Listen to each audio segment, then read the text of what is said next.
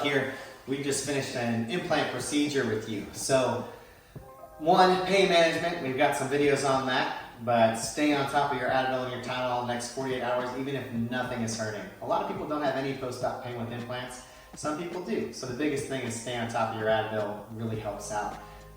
Second, if we gave you steroids or antibiotics, make sure you take the entire dose. That's not only to help the implant integrate better, it's to help with some of the bone grafting materials and things like that. When you're taking an implant and placing it in the bone, what we're asking your body to do is take the bone, recognize this alternate object that's coming in from outside your body, and treat it like one of the family, okay? And you're asking the bone to grow in here and integrate with the implant.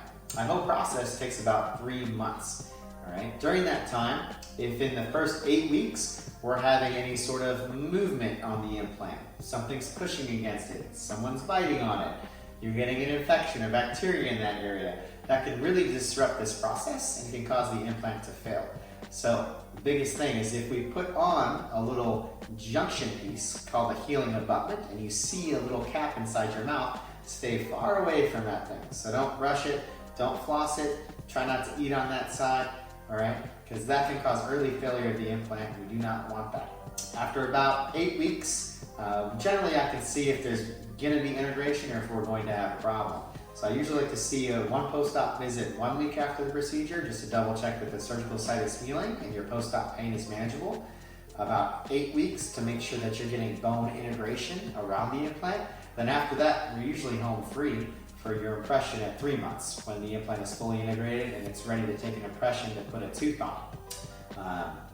Other than that, the biggest thing for caring for your implant is brushing it and flossing it just like a natural tooth. You'll be able to floss it much deeper than your previous teeth. That's fine, you want to keep all those areas clean. But the same things that can cause problems with regular teeth, such as smoking, bad oral hygiene, grinding, clenching, those same things can also damage implants. So it is important. I do put most of my patients in some form of a guard to help with the grinding, so you're keeping it keeping it away from any damage. And then you definitely want to stick to your regular visits, take your x-rays and get your cleanings to keep it healthy and get a long life out of that miracle tooth.